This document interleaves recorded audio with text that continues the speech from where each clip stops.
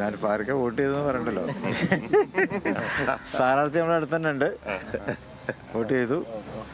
വളരെ നല്ല ഒരു റിസൾട്ടായിരിക്കും ഇത്തവണ UDF ഉണ്ടാവുക. റെക്കോർഡ് ഭൂരിപക്ഷത്തിൽ തന്നെ UDF അധികാരത്തിൽ വരും എന്നുള്ളത് തന്നെ ഞങ്ങളുടെയൊക്കെ പ്രതീക്ഷ. തദ്ദേശ തെരഞ്ഞെടുപ്പുണ്ടായ ഒരു തരംഗം ഇപ്പോഴുണ്ട്.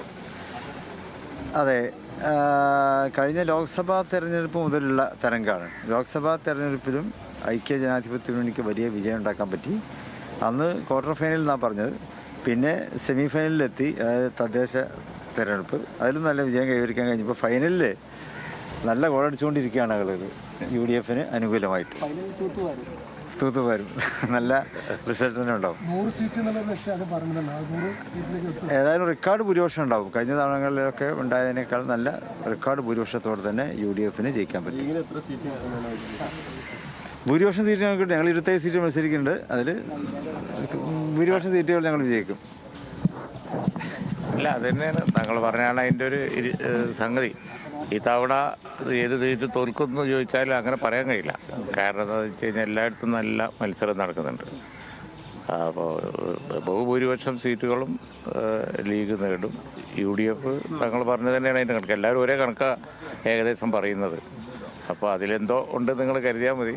അല്ലാതെ മറ്റൊന്നും സംഭവിക്കാൻ യാതൊരു സാധ്യതയും ഇലക്ഷൻ രംഗം നോക്കണ ആർക്കും പറയാൻ കഴിയില്ല. ഓരോ ജില്ലയിലുള്ള കാര്യങ്ങൾ എടുത്ത് അനലൈസ് ചെയ്താൽ UDF നല്ല ഭൂരിപക്ഷത്തിൽ വിജയിക്കും. ഈ ഫീൽഡ് ലിസ്റ്റ് കൊടുക്കുന്നു, പിന്നെ പണം നൽകുന്നതിൻ്റെ ദൃശ്യങ്ങൾ പുറത്തു വരുന്നു, സാരി കൊടുക്കുന്നു, അങ്ങനെയൊക്കെ BJP അതേ പ്രവണത കേരളത്തിൽ തുടങ്ങിയിരിക്കുക. അതെ, അത് അവർ വെറുതെ ഈ അവിടെയൊക്കെ ചെയ്യുന്ന പണികൾ ഇവിടെ ചെയ്താൽ ഇവിടെ ക്ലച്ച് പിടിക്കൂല എന്ന് കേരളത്തെ മനസ്സിലാക്കാൻ അവർക്ക് ഇനിയും കഴിഞ്ഞിട്ടില്ല.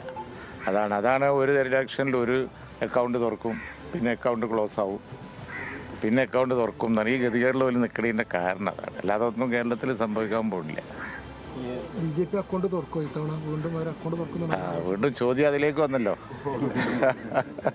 അക്കൗണ്ട് തുറക്കോ ഇല്ലേ എന്നുള്ളതാണ് ഇപ്പോഴത്തെയും ചോദ്യം. അതാണ് വസ്തുത. സാധ്യത ഇതവണ പിന്നെയും സാധ്യത കുറഞ്ഞിരിക്കുകയാണെന്നാണ് തോന്നുന്നത്. അങ്ങനെയൊക്കെ സ്വയം വോട്ട് ചെയ്യാൻ, അതായത് നിയമസഭയിലേക്ക് സ്വയം വോട്ട് ചെയ്യാൻ അവസരമാണല്ലോ എങ്ങനെ കാണുന്നത്? അല്ല, ഞാൻ വോട്ട് ചെയ്തില്ല. സാധാരണ വോട്ട് ചെയ്യലുണ്ട്. ഇന്ന് തങ്ങൾ വോട്ട് ചെയ്യാൻ കാത്തിരുന്നതാണ്.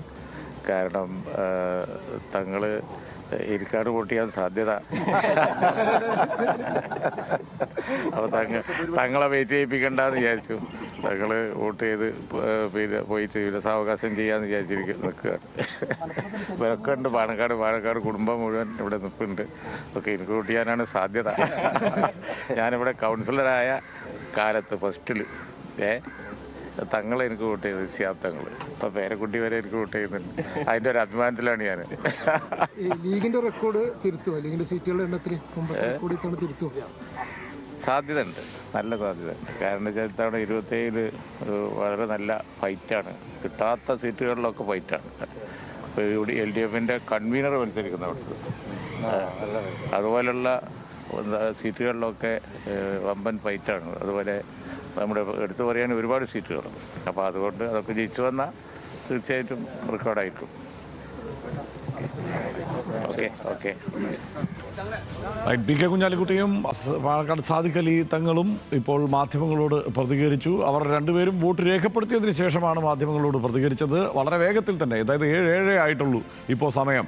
അതിനിടയ്ക്ക് തന്നെ പ്രധാനപ്പെട്ട നേതാക്കൾ, പ്രമുഖർ ഒക്കെ വോട്ട് രേഖപ്പെടുത്തുന്നു, വോട്ട് രേഖപ്പെടുത്താൻ എത്തുന്നു. ഒരുപക്ഷെ 85% എന്ന തെരഞ്ഞെടുപ്പ് കമ്മീഷന്റെ ലക്ഷ്യത്തിലേക്ക് ഇന്നത്തെ പോളിംഗ് എത്തിച്ചേരുമോ എന്ന് തോന്നാവുന്ന തരത്തിൽ ആദ്യ ഘട്ടത്തിൽ തന്നെ വോട്ട് രേഖപ്പെടുത്താൻ നീണ്ട ക്യൂ പലയിടത്തും രൂപപ്പെട്ടിരിക്കുന്നു.